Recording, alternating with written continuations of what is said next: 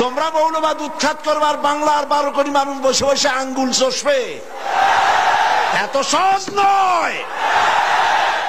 কিন্তু দুর্ভাগ্যজনক সত্য এই যে ইসলাম দিয়ে বিশ্ব মানবতাকে রক্ষা করা যাবে, সেই ইসলামকে বলা হচ্ছে আজ মৌলবাদ এবং সাম্প্রদায়িকতা।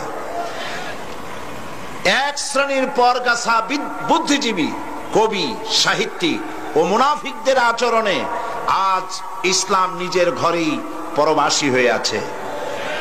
পৃথিবীর দ্বিতীয় বৃহত্তম মুসলিম দেশ বাংলাদেশে ইসলাম নির্মূল করা হবে একথা বলার সাহস তাদের নেই বলে ইসলামের জঘন্য দুশ্মনেরা ইসলামের নাম দিয়েছে মৌলবাদ।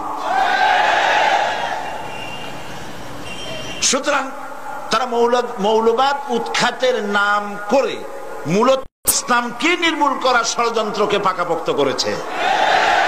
বাংলাদেশ ইসলামের জন্য সব থেকে বেশি উর্বর জমিন। এতে ইউরোপ, আমেরিকা এবং ভারত দারুণভাবে শঙ্কিত।